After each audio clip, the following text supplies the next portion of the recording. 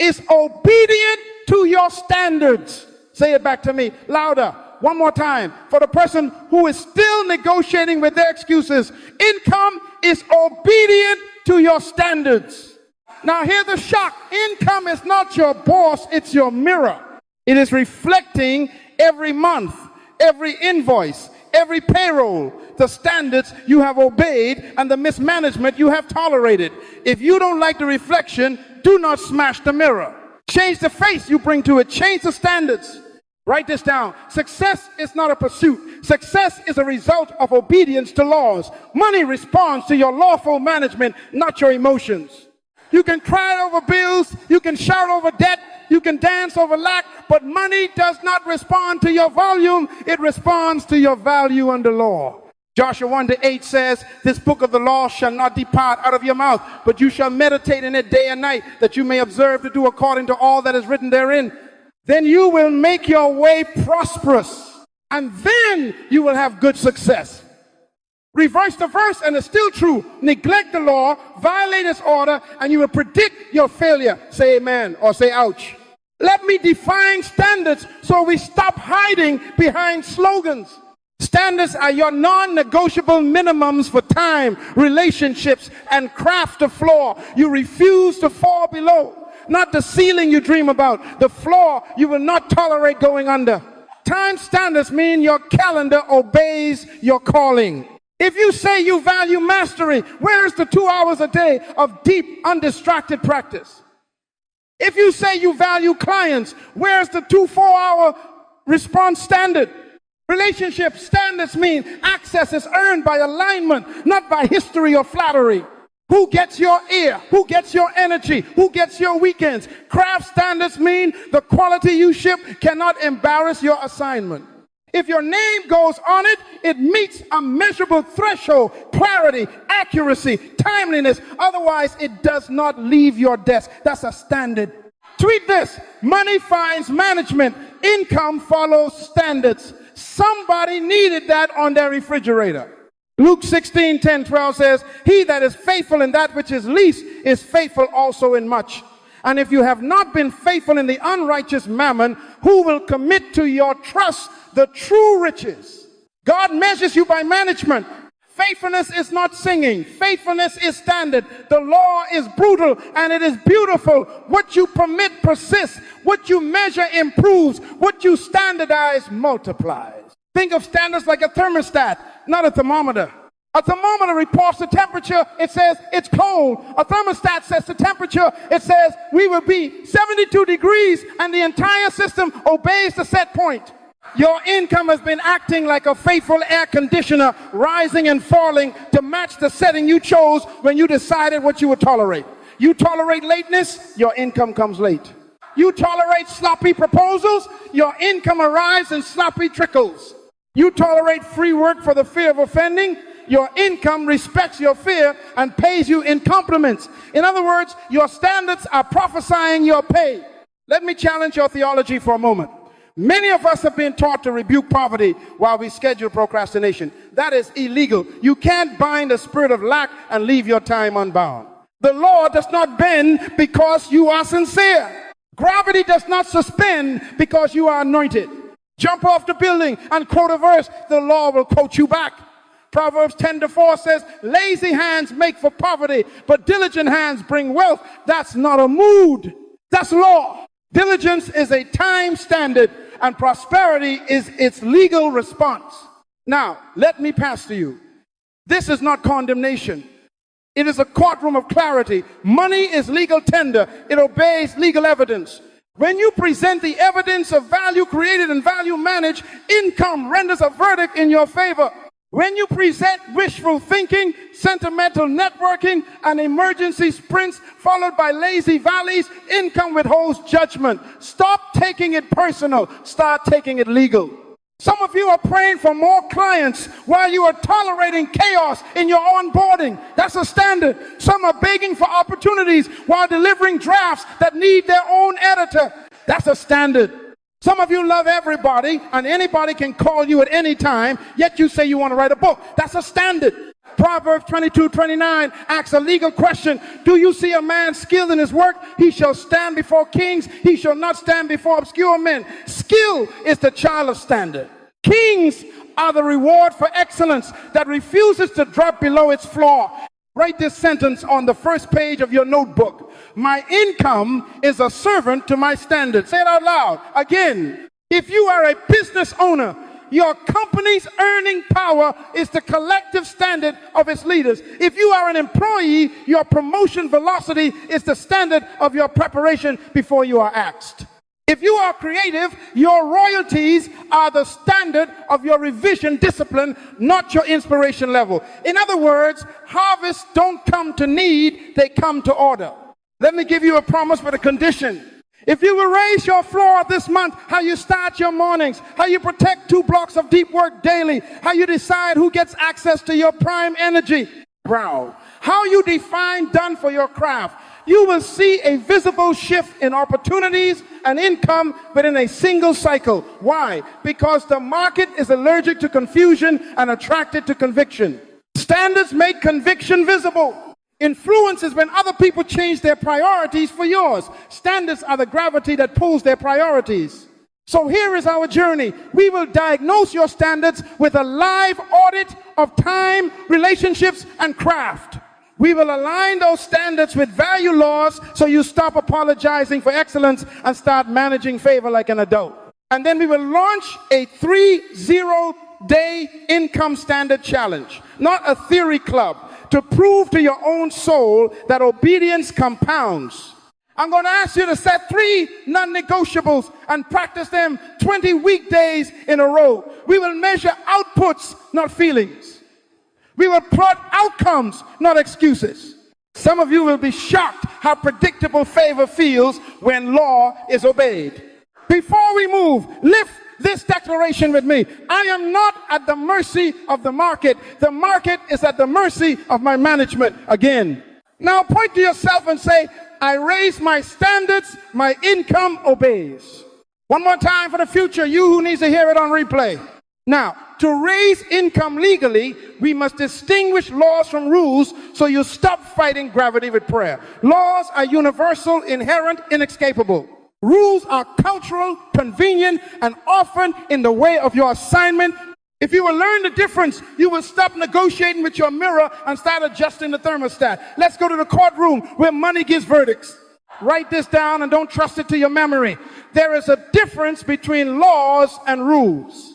Laws are universal and carry built-in consequences. Rules are human traditions that can be broken without consequence until they collide with the law. Say that back to me. Laws are universal. Rules are cultural. Laws create outcomes. Rules create order. A law is embedded in creation. A rule is printed in a handbook. You don't break laws. Laws break you. That's not a slogan. That's a sentence you can cash. Jump off a building and pray all the way down. Gravity will not negotiate with your religion. Don't be mad at gravity. It's consistent. The problem is you wanted a miracle to rescue you from misalignment. Tweet that to somebody right now. God's miracles are not a subsidy for your law breaking. Listen, Jesus did not come to cancel laws. He came to fulfill them and expose traditions that trap you.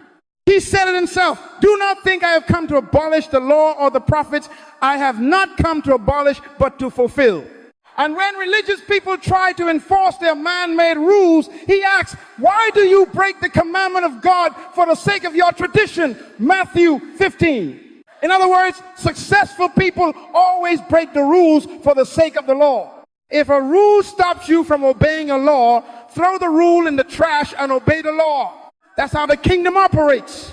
Prosperity doesn't come by prayer, it comes by keeping laws. Write that down. I know you don't like it, but your dislike won't change it. Joshua 1-8 doesn't say this book of needs. It says this book of the law shall not depart from your mouth. You shall meditate on it day and night. Be careful to do all that is written in it. Then you will make your way prosperous and you will have good success. Reverse the verse and see the predictability. If you refuse to meditate, if you refuse to do, then you will make your way unprosperous and you will have poor success. What did I say?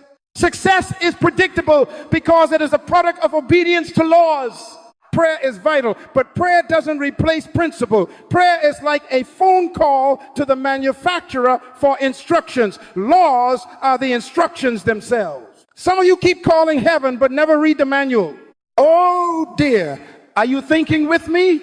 Let me bring this into the courtroom where your money testifies. Money is legal tender in a legal universe. Don't miss that word, legal. That means money responds to laws, not to wishes. Money is not emotional, it's judicial. It renders a verdict on your management. It acquits diligence and convicts waste. It looks at your standards like a judge examines evidence. If you have ordered your time, refined your craft, and served real problems, money bangs the gavel and says, approved.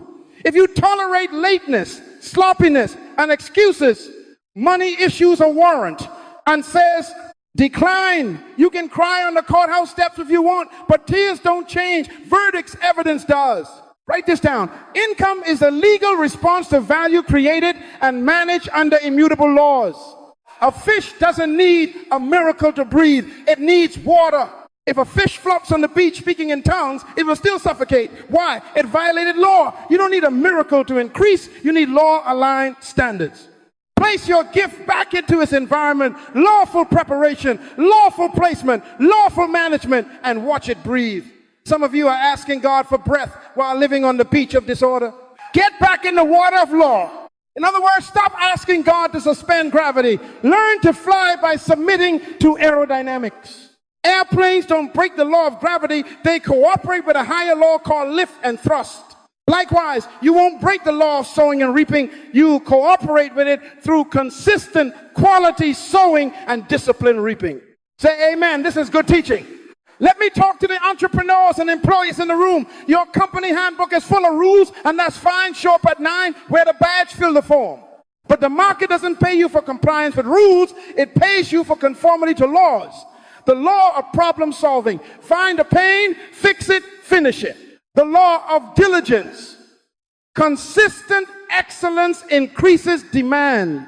The law of stewardship. Manage more, get more to manage. Jesus said, whoever can be trusted with little can be trusted with much. That's a law, not a suggestion.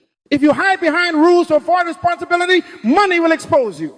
If you obey laws to carry responsibility, money will find you. Let's be practical. You can tithe on disorder and stay broke. Did you hear me? Giving is lawful, yes. But giving without management is like planting seeds on concrete. Malachi promises windows, but if there's no storehouse system, rain becomes a flood that runs off your property. Write this down. The Lord blesses order, not chaos. And the market is a merciless mirror. It doesn't care that you stayed up late. It cares that you delivered value on time. It doesn't reward that you meant well. It rewards that you solved well. Your intentions are rules. Your outcomes reveal laws. Now hear the pastoral heart in this direction. I am not condemning prayer. I am commanding you to marry prayer with principle. Pray like it depends on God and plan like he depended on you. Joshua did not prosper because he shouted at the wall. He prospered because he meditated, obeyed, and marched according to instruction. Shouting came after strategy. Some of you want Jericho to fall while your schedule is a circus. Laws won't bend for your circus. Say this out loud. I will stop treating money emotionally and start treating it legally. Good. Write it in your notes, circle it, underline it twice. When you set a standard and keep it, you present evidence to the court of value. Money takes a stand and says, this one is consistent, raise to pay. Break your standard and money whispers to opportunities, do not enter. It's that predictable. A young designer came to me, I'll keep him anonymous, and said, Doc, clients won't pay my prices.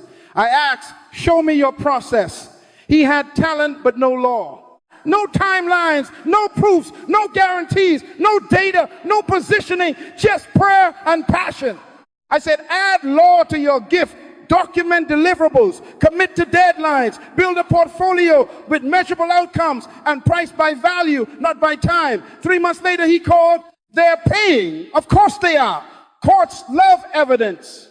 The verdict changed because the case improved. So here's the big idea carved in stone. Money rewards lawful value management, not mere rule keeping or wishes. Get your life out of the suggestion box and into the statute book. Align with laws that God baked into the universe: seed and harvest, diligence and authority, stewardship and increase, and watch the gavel fall in your favor. Are you with me? Now that the court is in session and the judge is clear, we must prepare our exhibits. The next step is to define standards, those daily invisible contracts that the laws will either reward or reject. Once you can see your standards, you can raise them. And when you raise them lawfully, your income will rise to meet them. Let's go there. All right, let's define this thing. So you stop wrestling ghosts and start revising contracts. Write this down, please.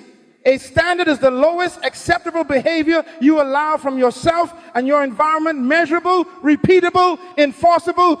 I'll say it again, so it becomes part of your bloodstream. Lowest acceptable behavior, measurable, repeatable, enforceable. If it can't be counted, it can't be kept. If it can't be repeated, it can't be trusted. If it can't be enforced, it's not a standard, it's a slogan. What did I say? Say it back to me. Now, say this out loud with me. This is our definition we will carry into every room. What is a standard? My non-negotiable minimum expressed in habits, protected by boundaries. Again, one more time for the angels taking notes. Why do we define it this way? Because God himself taught us to make vision measurable and runnable.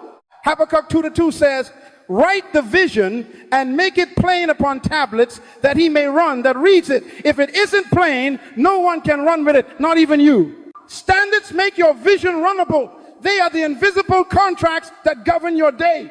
You signed them the day you said, I will not drop below this line. And your income reads those contracts every month and renders a verdict.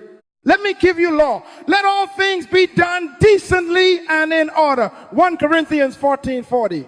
Order requires standards. Standards require numbers. Decency is not vague. Decency is defined. In other words, what you tolerate, you legislate. Your tolerations broadcast your income ceiling. If you tolerate missed deadlines, you legislated late checks. If you tolerate scattered mornings, you legislated scattered results. If you tolerate unqualified access to your prime energy, you legislated depleted output during your money hours. I love you, but hear me. The harvest is obeying the law you wrote with your habits. This is not personal, it's legal. Let's frame the 3 domains of standards so you can locate where your leaks are. Domain number 1, time, your schedule, and your focus. Write this down. Time standards are pre-decisions about when, where, and how you do your highest value work. Psalm 90:12 says, teach us to number our days that we may apply our hearts unto wisdom. Numbering days is not poetry, it's policy. A time standard sounds like this. 2 90-minute deep work blocks before noon. Phone on airplane mode. Notifications off. 1 inbox sweep at 1 p.m. 1 at 4 p.m. Meetings only on Tuesdays and Thursdays. 30 minutes for planning tomorrow before you leave today. That's measurable, repeatable, enforceable. If your calendar looks like a public park, anybody can wander in at any time. You do not have a time standard, you have a suggestion box. Tweet this: the market pays concentration. Distractions invoice you with interest. Domain number 2, relationships, access, and alignment. Write this: a relationship standard is a gate with criteria, not a door with nostalgia. Amos 3:3 asks, can 2 walk together except they be agreed? Agreement is alignment, and alignment must be proven. Relationship standards sound like this: prime access is reserved for people who share my values, respect my time windows, and reciprocate value. All unscheduled calls go to voicemail and are returned in my response blocks. I do not partner without written scopes. Performance metrics and exit clauses. I do not explain my standards to people who benefit from my chaos. That's a boundary. And boundaries are not walls, they are bridges with toll booths. If you are financing other people's indiscipline with your focus, your income is subsidizing their dysfunction. In other words, access without alignment is theft with your permission.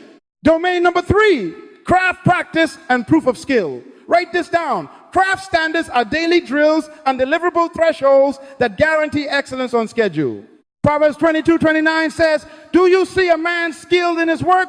He shall stand before kings. Skill is not a miracle, it's a method. A craft standard sounds like this. 1 hour of deliberate practice on my week edge every weekday. Every deliverable passes a 5-point checklist. Clarity, accuracy, brevity, beauty, on time. Drafts shipped 48 hours before deadlines to allow revision. Feedback is logged. Patterns are extracted monthly. And the next cycle targets the top 2 recurring issues. Proof. Portfolio updated monthly with outcome metrics, not just pretty pictures. You don't get paid for effort. You get paid for evidence. Evidence is the child of standard. I want you to hear the legal language again. Measurable, repeatable, enforceable. Why enforceable? Because a law without a penalty is a preference. Luke 16:10-12 already told us that faithfulness in little is the passport to much. An unrighteous mammon money tests management. Enforceability begins with you. If you break your own time block, the penalty is you owe it back before sleep. If a client blows through scope, the penalty is a change order, not an apology and a secret resentment. If a friend violates your response window, the penalty is the next available block, not a midnight text that steals tomorrow's focus. Grace is not chaos. Grace empowers growth within boundaries. Jesus multiplied loaves after he commanded them to sit down in groups. Mark 6, order invited overflow. Say this with me. What I tolerate, I legislate. Again, say it until your nervous system believes you. Your standards are your daily contracts with destiny. You think your boss sets your ceiling, your mornings do. You think the algorithm sets your ceiling, your revision habits do.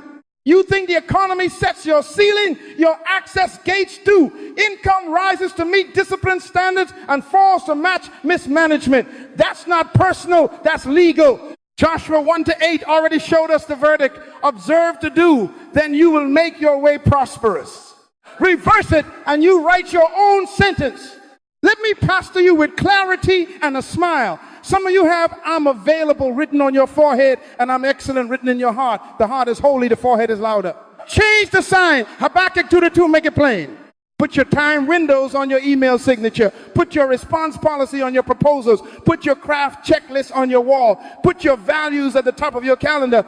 If it's not written, it can't be read. If it can't be read, no one can run with it, including you. Standards whisper in your day and shout in your paycheck. Now, I want you to practice the definition one more time. What is a standard? My non-negotiable minimum expressed in habits protected by boundaries. In other words, it's your floor, the line you lawfully refuse to go below. And here this prophecy wrapped in principle. Raise the floor and the ceiling follows. Lower the floor and the ceiling caves in. So if income follows standards, what proves to the world that your standards are creating value? Influence. Influence is when other people change their priorities for yours. And when your standards start pulling calendars and wallets into your orbit, you will see that value is not an argument, it's recognized. Let's define that recognition next. Influence, write this down, circle it, and say it out loud with me. Influence is when others change their priorities for yours. What did I say? Influence is when others change their priorities for yours. That's not charisma, that's consequence.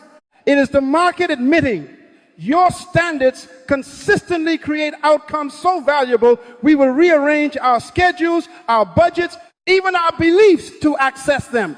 Don't confuse followers with influence. Lots of people can attract attention. Very few can command reallocation. Influence is legal tender in the court of value. It is the proof that your standards are producing something that forces choices.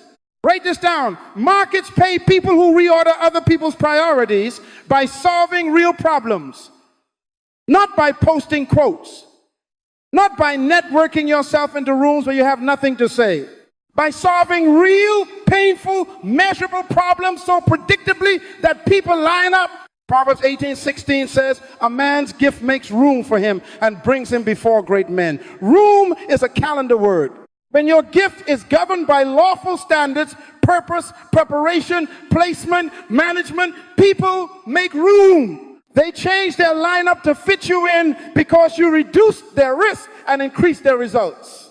In other words, influence is when your excellence sets the meeting time. Let me bring LeBron into church for a minute. The man doesn't hustle slogans. He submits to standards. Sleep is a standard. Nutrition is a standard. Reps are a standard. Film study is a standard. And recovery is a standard. While some are tweeting grind, he is obeying the law of preparation. And what happens? Teams restructure rosters. Brands rearrange budgets. And fans redesign weekends around his games. That's influence. Others changing their priorities for his. They don't do that because he's cute. They do it because his standards guarantee outcomes.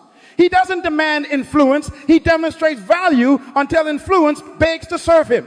Tweet that to somebody. Don't chase influence stack standards until influence chases you. Celebrate becomes celebrity. Write that on the top of the page. When your results are consistent and visible, people celebrate you.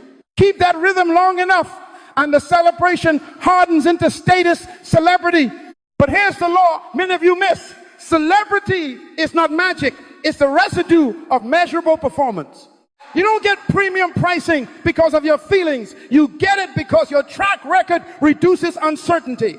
Proverbs 22:29 asks, do you see a person skilled in their work? He will stand before kings. He will not stand before obscure men. Standing before kings is not a photo op. It's a schedule change at the highest level. Kings move meetings for masters.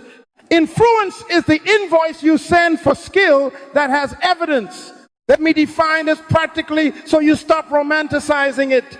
Influence is when a client moves their launch date because your availability slipped a week, not because you demanded it, but because your involvement multiplies their outcome.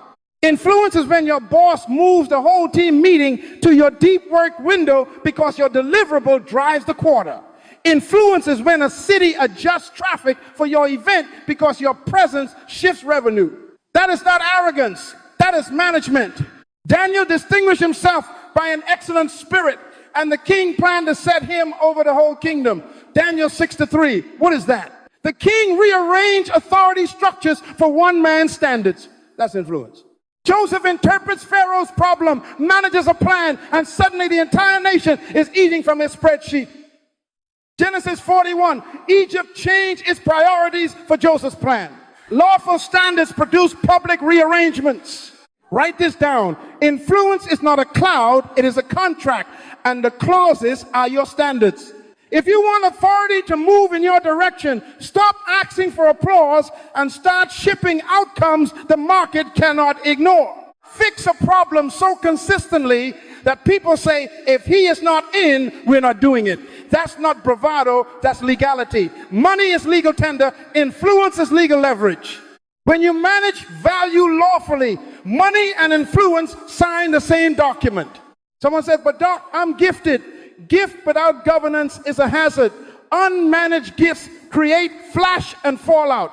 Managed gifts create favor and follow through. Stop begging to be discovered. Be discoverable by standards that make your value obvious. Put your processes where people can see them. Publish case studies with numbers. Guarantee timelines you can meet. Return calls within 24 hours. Ship drafts when you said you would. That is sexier to the market than your logo. Why? Because influence is proof your standards are bankable. In other words, influence is not applause volume, it's schedule control. It's not likes, it's leverage. It's not a blue check, it's a black and white contract that prioritizes you. And the scripture is unapologetic about this. Seek first the kingdom and his righteousness, and all these things shall be added unto you. Matthew 6:33. Righteousness is right positioning with the law.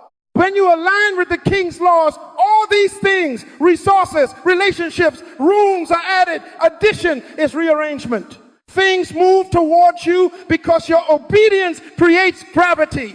Let me correct a common error.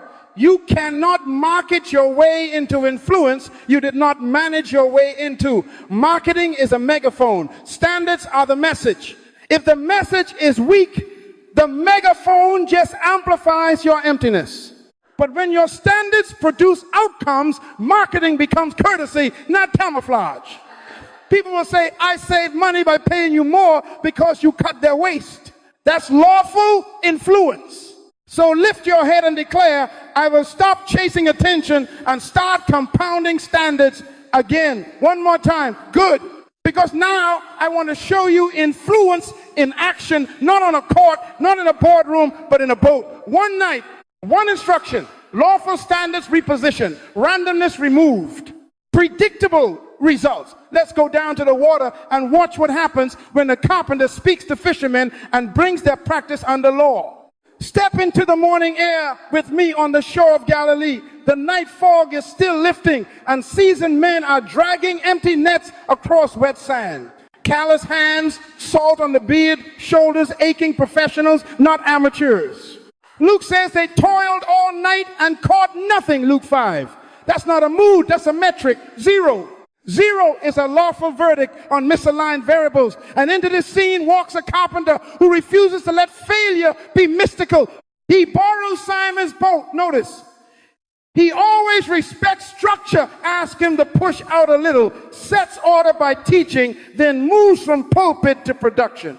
Launch out into the deep and let down your nets for a catch. Write this down. Instruction before increase. He adjusted variables, location, depth, timing, and soon you'll see even capacity and net integrity. Peter, honest and tired, gives him the market report. Master, we have toiled all the night and caught nothing. Nevertheless, at your word, I will let down the net. I love that confession. It's the sound of an expert submitting to a higher law.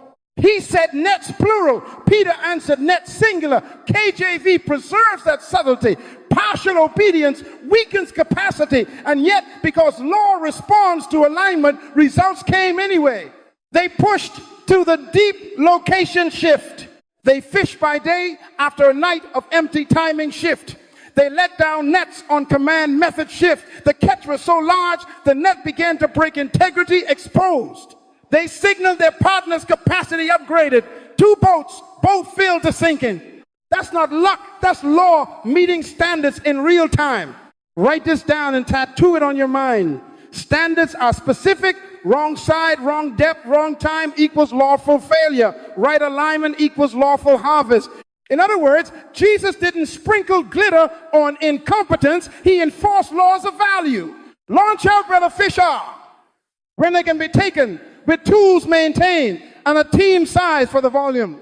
You don't break these laws, they break your sleep, your margins, and your reputation when violated. Tweet that to somebody. Miracles are often management corrections wearing a halo. Someone in the crowd whispered, what manner of man is this? Because success separates you from normal men. Say that back to me. Success separates. Why? He solved a visible problem publicly, and influence is when others change their priorities for yours. In one moment, the carpenter owned the calendar of a fishing co-op. Boats moved, men ran, priorities shifted. Daniel did it in the palace, Joseph did it in the famine, and Jesus did it in the boat. The law of value was on display. I can hear Thomas, always practical, mutter under his breath, but we know this lake. Yes, you do, and that is the danger. Familiarity can baptize failing standards. You can be so married to your routine that you defend your losses with tradition. We always fish at night. We always sweep this cove. We always use this net. Rules. Then the king of laws steps in and says, shift. And when you obey the lawful instruction, randomness evaporates. Results become predictable, not because you are magical, but because you are measurable. Let me add a detail from another dawn to increase your precision. After the resurrection, the same men fish all night, nothing again. Then from the shore, a voice, cast a net on the right side of the boat, and you will find some. John 21. Side matters, placement matters. In one case, it's depth. In another, it's direction. Write this down. The law is stable, but the instruction is specific to the moment. Stay close enough to the lawgiver to get the detail. You can obey the general concept of work and still miss the catch because you are on the wrong side of your own project.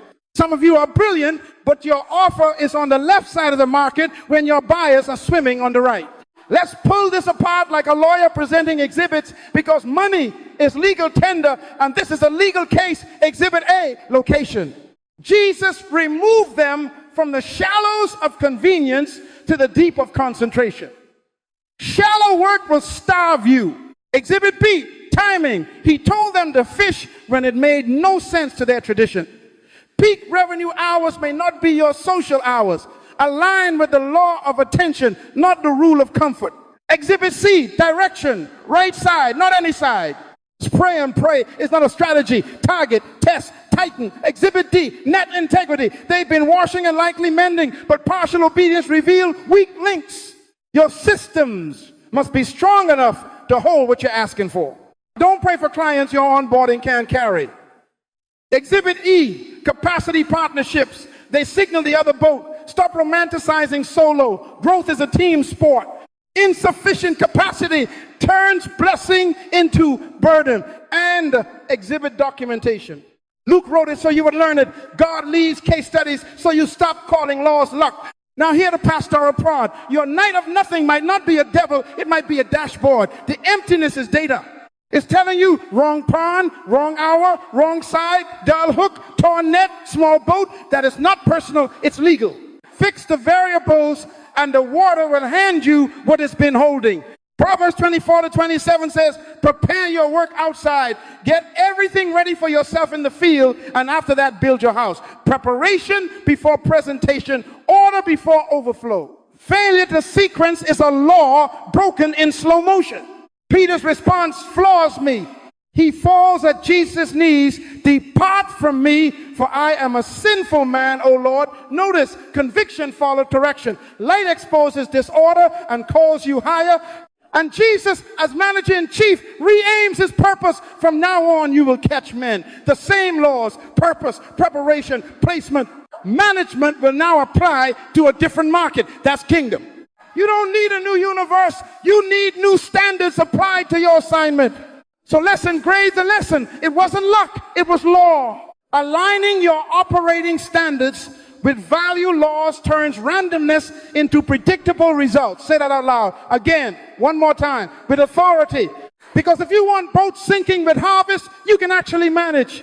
If you want calendars moving and contracts signing because your value is undeniable, you must anchor to laws that cannot be negotiated. Purpose to tell you what, preparation to make you ready, placement to put you where the demand swims, and management to hold what comes. Those are the 4 value laws you can't break. If you obey them, the water will conspire with your nets. If you ignore them, the night will keep returning you to shore with stories and no supply. Are you ready to codify those laws? Let's open the statute book and write them on your schedule. All right, after the boat comes the blueprint. What turned empty nets into breaking nets was not luck, it was law. Write this down. Purpose, preparation, placement, and management. These are the 4 value laws you cannot break. You don't break laws, laws break you. What did I say? Say it back to me. And each of these laws is a lever on your income because money is a legal response to value created and managed under immutable laws. Let's go one by one and put this in your bloodstream. Law number 1, purpose. Success is solving the problem you were assigned. Write this down and tattoo it on your mind. Success is measured by what I've done compared to what I should have done. Not what they did, not what the trend did, what I should have done. That's why comparison is illegal in the court of purpose. Your assignment defines your standards. Purpose answers 3 questions. Who is my beneficiary? What pain am I designed to remove? Where does my solution belong? Purpose turns activity into accuracy. Peter's boat only prospered when his actions matched a divine instruction aimed at a specific problem. No more aimless casting, targeted obedience. Jeremiah heard God say, I know the plans I have for you, plans to prosper you. Plans are blueprints, not competitions. In other words, your gift is a key cut for a particular lock. If you keep pushing it into every door, you call yourself stuck when you just misassigned. Say this out loud. I will stop chasing opportunities and start obeying assignment. Law number 2, preparation and practice. Excellence is scheduled, not spontaneous. Write that down and circle it. Ecclesiastes 10:10 says, if the axe is dull and he does not sharpen its edge, he must use more strength, but wisdom brings success. Sharpening is practice before performance. Some of you are sweating because your blade is blunt. Read this to somebody right now. Sweat is not a substitute for sharpness. Excellence is a calendar decision. The market pays predictability, and predictability is the child of practice. LeBron doesn't meet a game, he arrives from a schedule. David didn't kill Goliath with a miracle, he killed him with a skill he sharpened in private. Jesus didn't give Peter a random tip, he gave him a professional adjustment based on law-depth timing technique. Preparation means you live by drills, not drama. Daily deep work on your weakest edge. Feedback loops logged and learned. Checklists enforced. Rehearsals before releases. Proverbs says a skilled man stands before kings. Kings don't invite surprises, they invite standards. Practice turns prayer into performance. In other words, stop asking God to bless what you refuse to train. Law number 3, placement. Fish need water, seeds need soil. You need the right environment and the right people. Wrong pawn, great skill, low catch. Write that in big letters. Placement is a law because everything God made prospers in the right environment. A mango seed on concrete is still a mango seed. It will die with potential intact. Many of you are high potential, low placement. You are casting on the wrong side of the boat. Wrong industry, wrong customer, wrong timing, wrong platform. Jesus didn't multiply Peter's ego. He moved his net. That's placement. Amos asked, can two walk together except they be agreed? Agreement is environmental alignment. Your network is part of your ecosystem. If your closest 5 normalize procrastination, you just outlawed your own excellence. Placement means you choose rooms where your gift is needed, not merely noticed. It means you move your product to the channel where buyers buy, not where friends clap. It means you go deep where the fish run, not shallow where the crowd gathers. In other words, your catch is not proof of talent alone. It is evidence of correct positioning with law. Law number 4, management. Time, talent, and treasure must be counted, allocated, and reviewed. Tweet this right now. Money finds management. Income follows standards. Luke 16 tells us plainly, he who is faithful in little is faithful in much. If you have not been faithful with unrighteous mammon, who will commit to your trust the true riches? Money tests management before it multiplies. Management is not magic, it is mathematics plus meaning. You count hours and assign them to value. You count skills and assign drills to strengthen them. You count resources and assign budgets that reflect priorities. You run weekly reviews and monthly audits, what worked, what wasted, what will be reallocated. You install penalties for breaking your own standards, and you honor your boundaries like they are law because they are. The feeding of the 5,000 happened after Jesus commanded them to sit down in groups. Order preceded overflow. If there is no storehouse, the windows of heaven become a flood that runs off your property. What did I say? The law blesses order, not chaos. Now, watch the rhythm God himself prescribes because it ties these 4 laws together into motion. Joshua 1:8, this book of the law shall not depart out of your mouth. You shall meditate in it day and night. Then you shall observe to do all that is written in it. For then you will make your way prosperous and you will have good success. Hear the cadence. Meditate day and night, purpose clarified and standard scripted. Observe to do preparation enforced and practice scheduled. Then you will make your way prosperous, placement decided and management executed until prosperity is predictable. Reverse the verse and you'll see why many are stuck. If you refuse to meditate, you won't know purpose. If you refuse to do, you won't prepare. If you refuse to decide and review, you won't manage and you will make your way unprosperous. Laws make life predictable. Let me give you a working picture so you never forget it. Say this with me. Purpose is the aim. Preparation is the sharpening. Placement is the target. Management is the follow through and the counting. Again, one more time until your spirit nods. Yes. Purpose without preparation is a dream with no driver. Preparation without placement is a race on the wrong track. Placement without management is a jackpot lost by Monday. But when all 4 converge, standards become engines and income obeys. Peter's purpose was to fish. Preparation taught him nets and tides. Placement demanded the right side of the right depth. Management required partners, extra boats, sorted catch, and stored profit.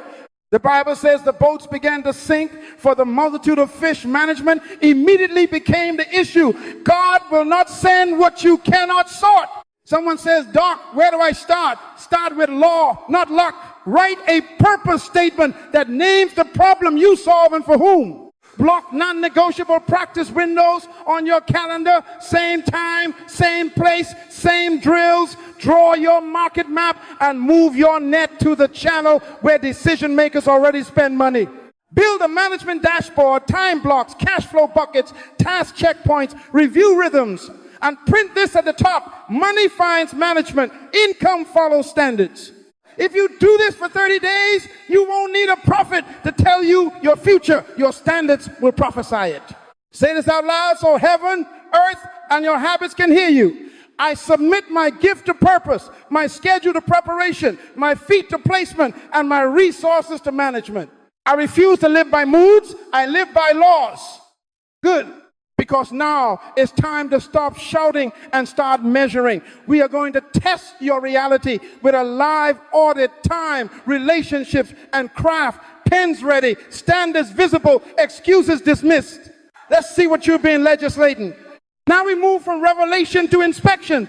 Laws demand audits. If money is a legal response, then your schedule, your circle, and your skill are your courtroom exhibits. Write this down. What you permit persists. What you enforce transforms. Say it out loud. Again, one more time with conviction. Ecclesiastes 10:10 says, if the axe is dull and one does not sharpen the edge, then he must use more strength. But wisdom brings success. Audits are sharpening. This is not condemnation. This is calibration. I'm going to walk you through 3 diagnostics: time, relationships, and craft. And by the end, you will have numbers, boundaries, and a 72-hour action you will execute. Because laws reward obedience, not intention. Time audit first. Because time is life measured. Psalm 90:12. Teach us to number our days that we may apply our hearts unto wisdom. Numbering is accounting. Accounting is auditing. Write this down. Block 3 daily anchors: law moment, practice block, and delivery block. The law moment is 30 to 60 minutes at the top of your day. You read law, scripture, and the statutes of your domain. You plan 3 priorities, not 13. You schedule, put value on the calendar, not vibes. No phone, no notifications, no visitors. This is court in session. Tweet this: your morning is a courtroom. Stop letting clowns argue your case. The practice block is 60 to 120 minutes of deliberate skill work on your weak edge, not random reps, design drills with feedback. LeBron studies film. Daniel reviewed decrees. You rehearse excellence. The delivery block is your value production window: proposals sent, code shipped, calls made, designs delivered, writing done. That is when the market can actually pay you. Ephesians 5:15-16 says, see that you walk circumspectly, not as fools, but as wise, redeeming the time. Redeeming means buying back. Your blocks are how you buy your day back from thieves. Open yesterday's calendar. Be honest. Color. Deep work in green, meetings in blue, distraction in red. How much red? Circle it. That red is your unpaid tax. Now answer this question out loud. Who has access to your prime hours? If anybody with a ringtone can pull you out of purpose between 8 a.m. and noon, you don't have time standards. You have an invitation to poverty. Boundary number 1, no phone before the first creation block. What did I say? Say it back to me. Boundary number 2, no meetings without agendas and desired outcomes. Sent 24 hours prior. If they can't tell you to win, they don't get the time. Boundary number 3, no email before the law moment and the practice block. Email is other people assigning you their emergencies. You are a steward, not a siren. If you break a block, you owe it back before sleep. Laws have penalties. Luke 16:10, he who is faithful in very little is faithful also in much. Be faithful with 1 hour, then ask for overflow. Now, relationships. Write this down. Access is currency. Alignment is law. Proverbs 13:20, he that walketh with wise men shall be wise, but a companion of fools will be destroyed. Bad company doesn't just corrupt morals, it corrupts margins. Audit your top 10 contacts by frequency. Put a plus by the ones who multiply your focus, a minus by the ones who drain it, and a circle by potential collaborators who need structure, who sits in your prime hours. If drainers get done, you have legislated loss. Here's the upgrade protocol. 3 moves in the next 7 days. Add 1 mentor, limit 1 drainer, formalize 1 collaborator. Add 1 mentor. Initiate a monthly 30-minute call with someone 2 levels ahead in your assignment. Prepare questions, honor their time, send a summary. Limit 1 drainer, move them to a Friday 1, 5-minute window or monthly group touch, and remove them from mornings. You're not cruel, you're a custodian. 1 Corinthians 15:33, do not be deceived. Bad company ruins good morals. Deception is thinking you're the exception. You are not. Formalize 1 collaborator. Write a 1-page scope, deliverables, timelines, and exit clause. No more, let's just flow. Flow without form is flood. Amos 3:3, can 2 walk together except they be agreed? Agreement must be documented. Boundary number 4, no unpaid brainstorming before a discovery call. If they want your brain, honor it with a process. Boundary number 5, no access to prime hours without shared values and clear objectives. Access is earned, not assumed. Finally, craft. Write this down and don't let it leave your spirit. No proof, no premium. James 2:18, show me your faith without your works, and I will show you my faith by my works. The market says, show me, define your standard of proof. Your portfolio is not pretty, it is prosecutorial. Case studies must read like legal briefs. Problem, process, proof, baseline metrics, intervention steps, measurable outcomes, time frame, testimonial with numbers. By their fruits, you will know them. Matthew 7:20. Fruit is measurement. Your craft audit asks, what is my weak edge? What is my repeatable method? Where's my evidence? Boundary number 6, every deliverable passes a 5-point checklist. Clarity, accuracy, brevity, beauty, on time. Boundary number 7, draft ship 48 hours before deadline to allow iteration. Boundary number 8, discovery is paid or credited to a project. Proposals have expiry dates. Revisions are scoped. Tweet that to your future. Professionalism is a boundary around your brilliance. And Proverbs 22:29 still stands. Do you see a person skilled in their work? They shall stand before kings. Kings pay premiums for proof because proof reduces risk.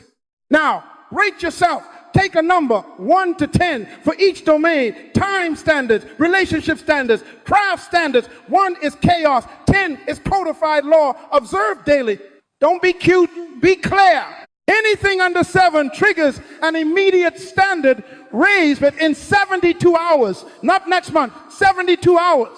Write this down. Time raise sets your law. Moment on your calendar with alarms for the next 30 days. Block your first practice and delivery windows tomorrow and put your phone in another room. Relationship raise, send 3 emails. 1 to a potential mentor, requesting a structured touch point. 1 to a drainer, moving them to your new boundary. 1 to a collaborator, attaching a scope for signature. Craft, raise, publish 1 proof artifact in 72 hours, a case study with numbers, an updated portfolio page with outcomes, or a testimonial request with a template that asks for metrics. What did I say? Under 7, move within 72. Why? Because delayed obedience is lawful disobedience. Joshua 1-8 didn't say when you feel like it. It said, observe to do, then you will make your way prosperous. Let me pastor your courage. Some of you are afraid to enforce because you want to be liked. Listen carefully. Boundaries don't break relationships. They define them. People who benefit from your chaos will accuse your order, smile, and keep the law. Grace is not permission for sloppiness. Grace is power to obey truth. Mark 6 shows Jesus seating people in groups before multiplying bread. Organization, invited overflow. Say this after me. I am not rude, I am responsible. I am not harsh, I am holy with my hours. I am not greedy, I am governed by proof. Good. Tweet that and then live it. A few more boundary statements you will adopt today. No meetings without agendas and outcomes. No quick calls that steal your prime. No yes without a written why, what, and when. No walk-ins during deep work, door closed, sign on, headphones in. No social media until after the delivery block. And here's a big one. No stove creep without a change order. What you permit persists. If you keep rescuing other people's lack of planning, you will keep paying their penalties. Daniel resolved in his heart, you must resolve in your calendar. Now breathe. You have data, you have numbers, you have boundaries, and you have a 2-hour mandate. Audits expose the gaps. A challenge closes them with consistent obedience. We are about to enter a 30-day income standard challenge where these standards won't be a sermon, they will be your schedule. 30 days of lawful, repeatable, enforceable behavior that will force your income to rise to meet your new non-negotiables. Are you ready to legislate your life? Then sharpen the pencil, set the blocks, send the emails, and prepare to watch the verdict change. Because when you raise your standards, your outcomes rise to meet them lawfully, predictably, without apology. Now we move from audit to action. Write this down. 30 days of consistent obedience will do more for your income than 3 years of inconsistent inspiration. What did I say? Say it out loud. Why? Because success is predictable and the law rewards repetition. Proverbs 21:5 says, the plans of the diligent lead surely to abundance. Not the plans of the distracted, the diligent. So we are going to legislate your next 30 days. Pens ready, schedules open, excuses evicted. Week 1 is time. Time is the womb of standards. Psalm 90:12 says, teach us to number our days that we may gain a heart of wisdom. Numbering days means you assign them tasks. Here is your daily rhythm. Write it in ink. Law, moment, practice, block, delivery, block. The law moment comes first, 15 to 30 minutes with scripture and your standard sheet at the same time. Same chair, same pen. Joshua 1-8, meditate day and night. Observe to do. Read, write 3 standards for the day and speak them aloud. That's legality. Next, practice block no less than 60 minutes. 90s ideal of deep skill sharpening, measurable drills on your core craft. Close the door, silence the phone, obey the timer. Ecclesiastes 10:10, sharpen the axe. It reduces wasted strength. Finally, delivery block, ship something daily, send the draft, deliver the update, publish the piece, close the loop. No 0 days. Write that in big letters. No 0 days means even if life hits you, you do 5 minutes minimum in each category to keep the covenant unbroken. If it's not scheduled, it's not a standard. Someone said, but I'm a night owl. Owls can keep laws too. Just move the windows, not the obedience. Tweet that to somebody. Moods don't move money. Management does. Week 2 is craft. By day 10, you will write a 1-sentence definition of the signature problem you solve and for whom. Write this down. I solved this painful, measurable problem for this specific buyer in this context, producing this concrete outcome within this time frame. What did I say? Read it back to me. Then by day 14, you will produce 1 proof asset, case study, demo, prototype, or before and after sequence that makes your value undeniable. How? Choose 1 completed project or simulate one with your own business. Document the baseline numbers. Describe the intervention, your method, and show the after numbers with dates. Add 2 quotes, 1 chart, and 1 clear call to action. Proverbs 22:29. Do you see a person skilled in their work? He will stand before kings. Kings don't read your feelings, they read your files. Keisha, a fictional UX designer in our community, did this in 14 days. She rebuilt a checkout flow for a friend's boutique, reduced cart abandonment from 72% to 41%, and put it on a 1-page PDF with screenshots. Day 15, she sent it to 3 prospects. Day 18, 2 meetings booked. That's not magic, that's management wearing numbers. Week 3 is relationships. Curate access. Stop letting anyone with a pulse and a calendar dictate your standards. Amos 3:3 asks, can 2 walk together unless they be agreed? Agreement is intentional. Schedule 1 mentor call 15 minutes with someone ahead of you. Send them 3 questions in advance. What law am I ignoring? What standard would you raise first if you were me? What proof would make me irresistible in my market? Then, one partner offer, identify a complementary service or platform where your solution increases their outcomes, and send a specific co-creation proposal with measurable upside.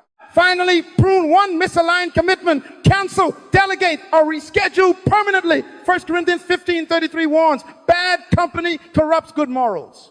Misaligned commitments corrupt good standards. You will send one gracious no email this week. I can hear you, Doc. They might be offended. Write this down. Offense is cheaper than inefficiency. Joseph prospered because he said no to misalignment and yes to management. And the warden paid attention to nothing under Joseph's care because he made outcomes predictable. Genesis 39. Influence follows curation. Week 4 is management and offer. Price, package, and pitch. Create a 2-tier offer aligned with your standards, a core and a premium. Core delivers the promised outcome at a responsible scope and timeline. Premium adds acceleration, depth, or done with you layers that reflect your upgraded practice and management. Luke 14:28 says, which of you desiring to build a tower does not first sit down and count the cost? Counting is a law. Your price must include the cost of excellence, preparation time, delivery capacity, risk buffers, and profit for reinvestment. Then run 5 qualified conversations by day 30. Qualified means they have the problem you solve, the authority to buy, and the budget range to pay. Stop rehearsing, start engaging. If you send 5 offers and hear 5 no's, you have data to adjust placement or standards. If you send none, you have superstition. Luke 16:10, faithful in little, faithful in much. Faithfulness is measured by sent proposals and kept promises, not by goosebumps after sermons. Metrics. You cannot manage what you refuse to measure. Habakkuk 2:2, write the vision, make it plain. Each day you will log 2 columns, inputs and outputs. Inputs, minutes, practice, pages read in your domain or the law book, and yes, pick 1 proverb a day. Wisdom compounds, number of outreaches made, mentor, partner, prospect. Outputs, meetings booked, proposals sent, revenue closed, proof assets shipped. At week's end, run a review. What input produced the highest output? What standard slipped? And what penalty will you enforce on yourself next week to correct it? Don't wait for someone to ground you. Ground yourself until your habits can fly again. Tweet this. Discipline is the tax you pay today to avoid the fine you'll pay tomorrow. Accountability. Public declarations create pressure that produces diamonds. Every day before you sleep, post this line with your check-in. Income is obedient to my standards, and list 3 bullets. Law, practice, delivery with the minutes. What did I say? Say it back to me. Income is obedient to my standards. If you don't want to tweet it, send it to your accountability circle. King David wrote his Psalms. You can write your standards. And for those who love prayer, so do I. But James 2:17 says, faith without works is dead. So pray, then post, then perform. Rinse and legislate. Someone will say, Doc, what if I miss a day? No, 0 days rescues your streak. Do 5 minutes in each block, log it, repent, and reset tomorrow. God's mercies are new every morning. Your metrics should be too. By day 30, you will see visible, measurable shifts, more meetings on your calendar, clearer offers in your hands, higher confidence in your voice, and yes, deposits that testify. Jason, a fictional commercial photographer, ran this play. Week 1, he locked 9 0-minute editing drills. Week 2, he built a before and after lighting reel. Week 3, he pitched a stylized partner package to a boutique agency and cut 1 volunteer gig that drained him. Week 4, he priced a call shoot at $2,500 and a premium at $4,800 with retouching and licensing. He held 5 qualified calls, closed 2 premiums, and by day 30, his income line finally stopped wobbling. Predictable? Yes. Law keeps its promise. Say this with me. 30 days of standards, 30 years of momentum. Again, one more time. Good. Because now that the engine is humming, time marked, craft sharpened, relationships curated, offers managed, we translate your standards into market signals the city can't ignore. Pricing that tells the truth, positioning that attracts the right fish, and proof that removes doubt. That's where income rises on schedule. Let's turn the dial to the market. Pricing, positioning, and proof are next. Now take those audits, those blocks, those boundaries, and turn them into bread. Translation is the bridge between your standards and your salary. Write this down. Income rises when your market-facing standards make your value undeniable and provable. Say it back to me. Undeniable, provable. We are talking pricing, positioning, and proof, the public face of the laws you now live by. If you get this right, you won't beg. The market will book. You won't plead. You present. You won't hustle. You will harvest. Let's start with pricing, because price is not a random number. Price is a legal statement. Tweet this. Pricing is prophecy. Your price predicts your promise. In other words, your price tells the market what standard you are obliged to keep and what result you are prepared to deliver. Luke 10:7 says, the laborer is worthy of his wages. Worthy, not needy, not desperate. Worthy is a law word. Proverbs 11:1 adds, a false balance is an abomination to the Lord, but a just weight is his delight. Your price is a weight. If you underweight your work, you insult the law of value. If you overweight without proof, you deceive. Write this down. A just price is the number that makes delivery sustainable, standards enforceable, and outcomes predictable. If your price cannot fund excellence, it funds excuses.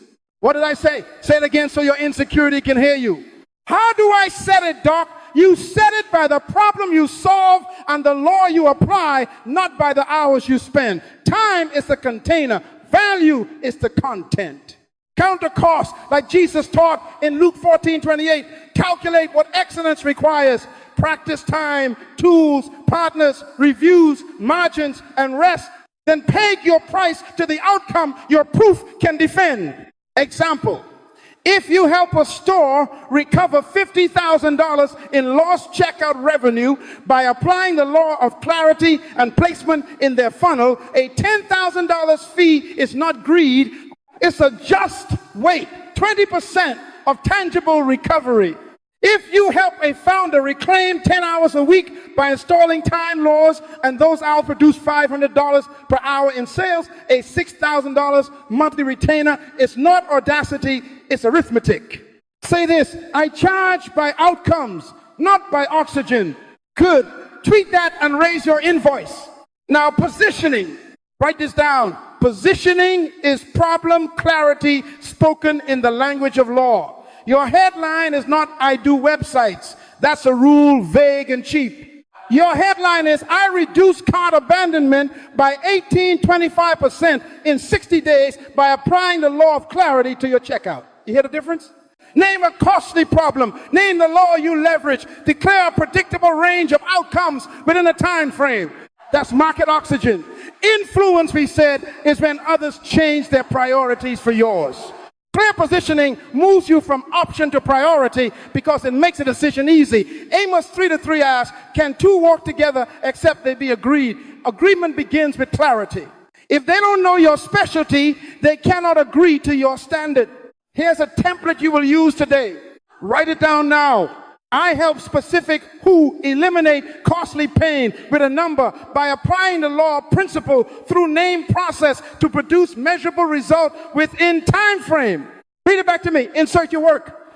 A nutrition coach becomes, I help busy executives reduce A1C by 1-2 points in 90 days by applying the law of sequence to meals, plan, prep, plate, so energy and focus return by week 3. A copywriter becomes, I increase book sales calls by 25-40% in 45 days by applying the law of clarity to offers and emails. No fluff, just proof. That's positioning.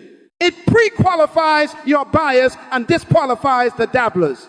Remember, rules are for the crowd. Laws separate the kings. Kings by precision. Now, proof. Court is back in session. Proof is law's evidence.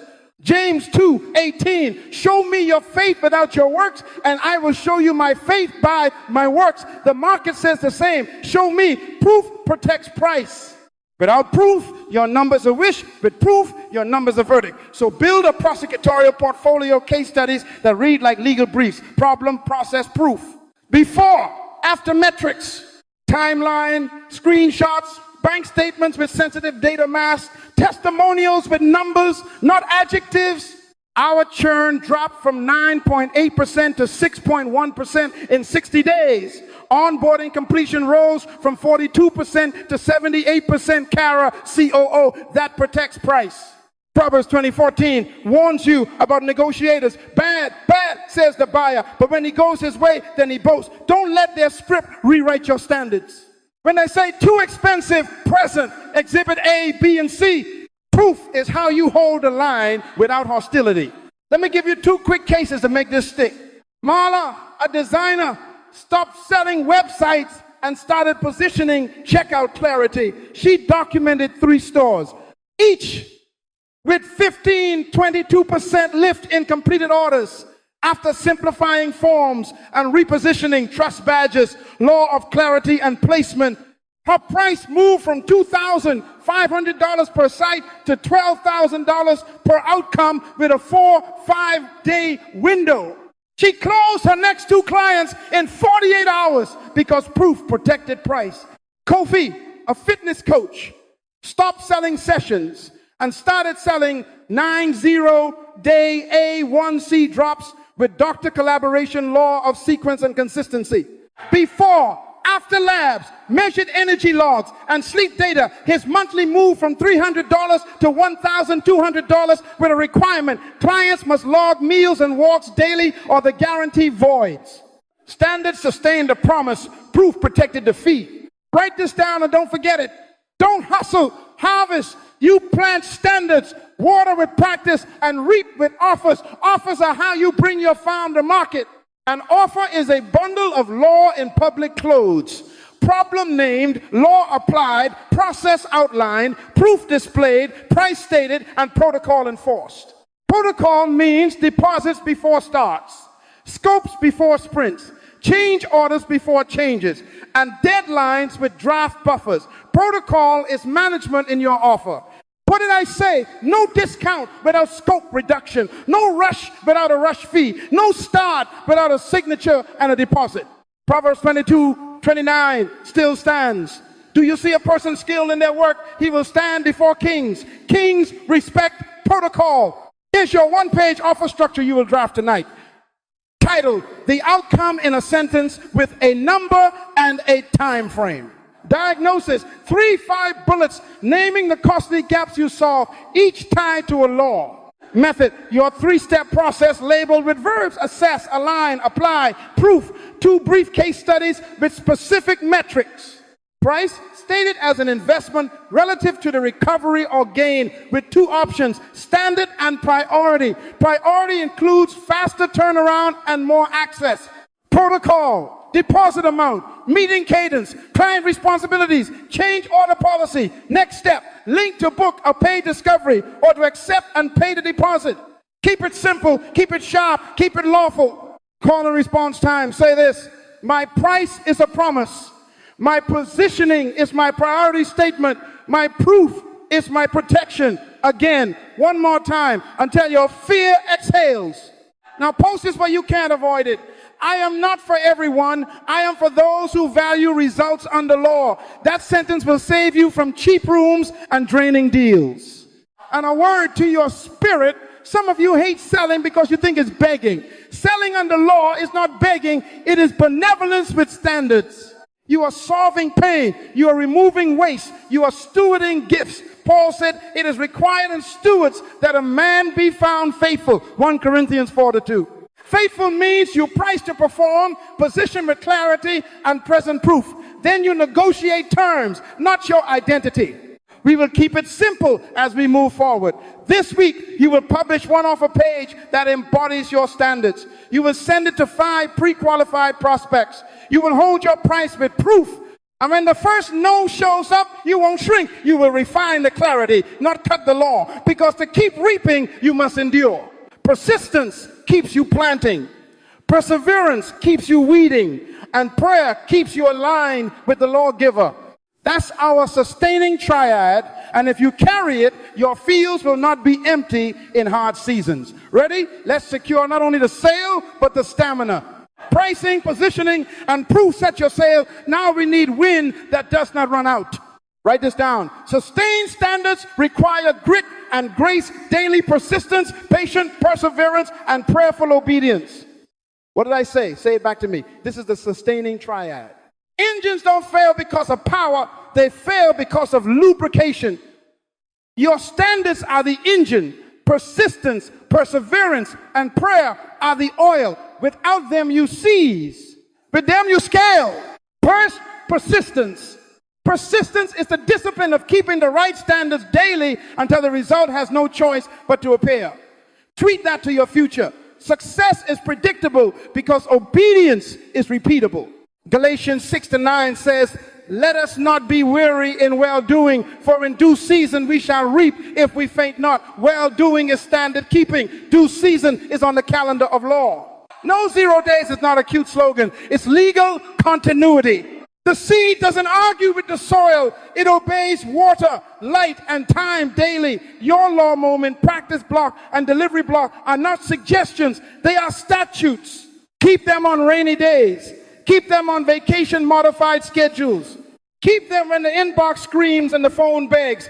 Write this down. Persistence is excellence on loop.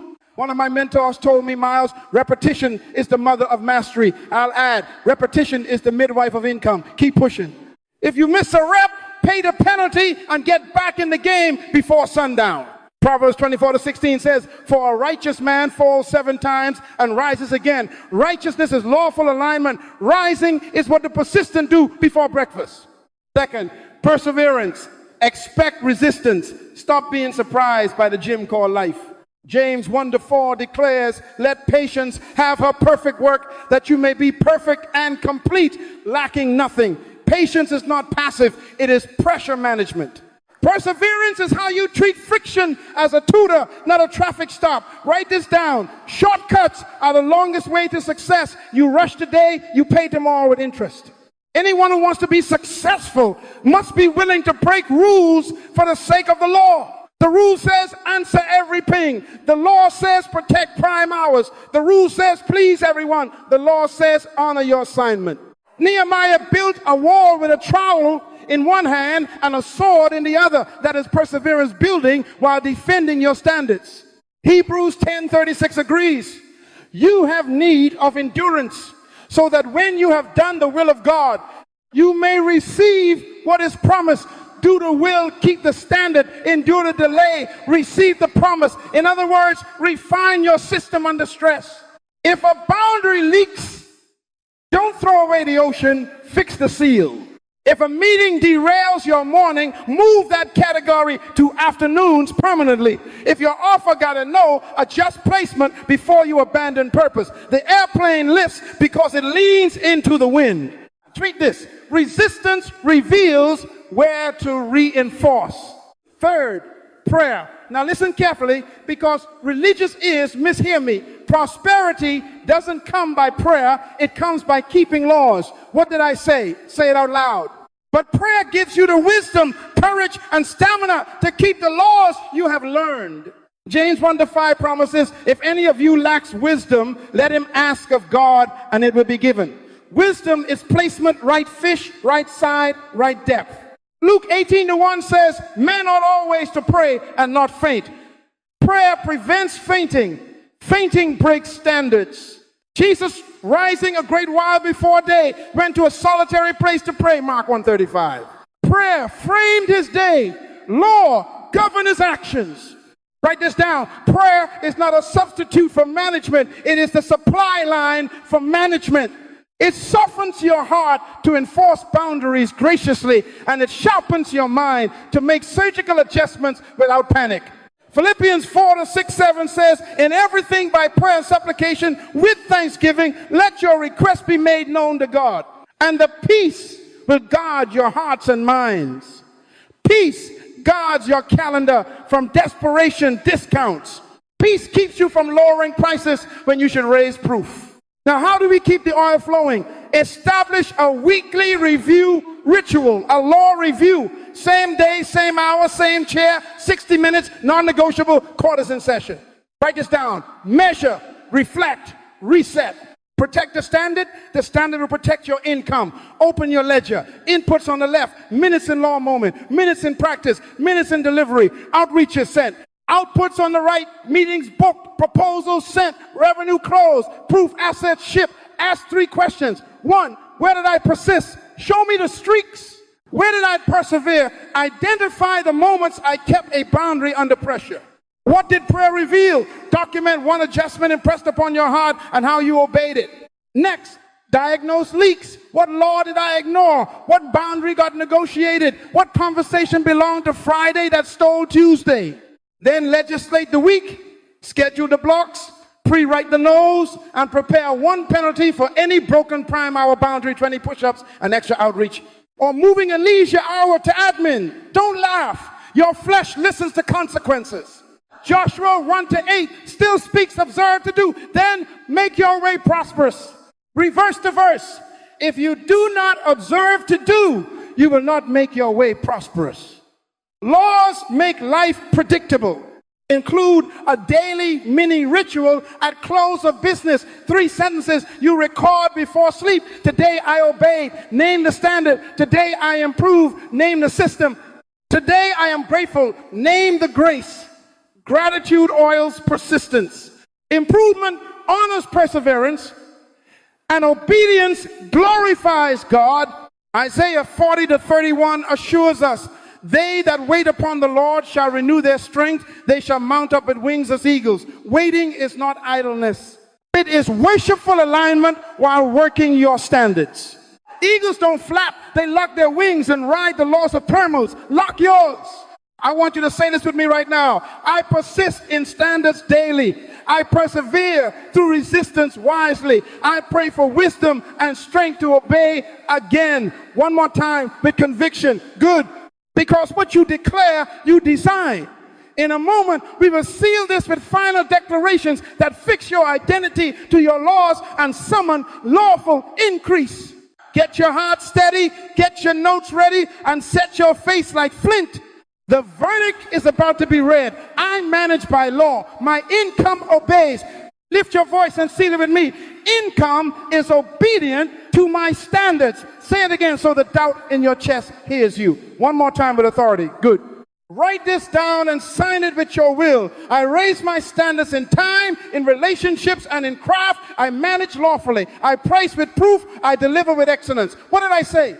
Repeat it back to me. This is not hype. This is a covenant. Joshua 1-8 says, observe to do, then make your way prosperous. Reverse the verse and you get the warning. Say it forward and you get the promise. Success is predictable because obedience is repeatable. You don't break laws. Laws break you. But tonight we have chosen the rock. Jesus said, whoever hears these sayings of mine and does them is like a wise man who built on the rock. Matthew 7:24. We are doers. We are builders. We are rock people. Now decide and declare. Say this. I decide my standards today. I declare them aloud daily. I do them without delay. Decide, declare, and do your lawful standards. Command your income to rise. I commission you into the 30-day challenge with discipline and joy. Enter it tonight. No later than midnight. Post your starting audit time, relationships, craft. Give yourself a score and don't lie. Truth is the first law.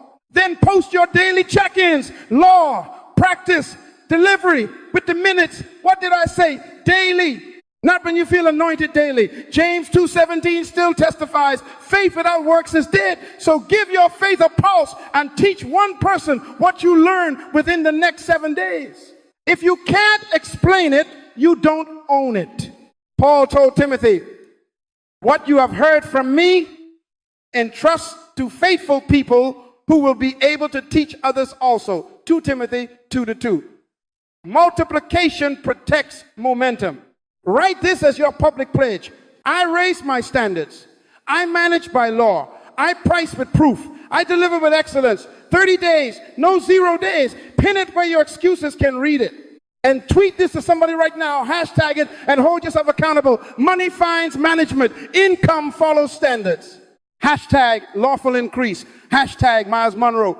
Go ahead and embarrass your laziness with your declaration. The righteous are bold as a lion. Proverbs 28:1. Boldness is lawful confidence. Hear my blessing and my charge. Walk in laws, break limiting rules, and let your results preach. The rule says be available to everyone at any hour. The law says guard your assignment and steward prime time. The rule says lower your price to be liked. The law says establish just weights and defend them with proof. Proverbs 11:1. The rule says wait until it's perfect. The law says ship daily. Perfection grows from practice. Nehemiah refused the meeting and finished the wall. You will refuse the noise and finish the work. Deuteronomy 28:12 declares, the Lord will open to you his good treasury and bless all the work of your hands, not the thoughts in your head, the work of your hands. Put your hands to the standard and the blessing will find a landing strip. I speak over you now. Clarity in purpose, courage in boundaries, consistency in practice, credibility in proof, and confidence in pricing. May the wisdom of God order your steps, Proverbs 16:9. May the peace of God guard your heart and mind, Philippians 4:7. And may the favor of God open doors your standards can sustain. No more random. No more rule-bound religion pretending to be diligence. Lawful stewardship, lawful increase. Lift your right hand and say it with me until it's carved into your spirit. I manage by law, my income obeys. Again, louder. Seal it, I manage by law, my income obeys. Now go, post your audit, block your hours, build your proof, price with a just weight, deliver on time, teach one other person, come back with results. Psalm 1-3 says, the righteous shall be like a tree that brings forth fruit in its season.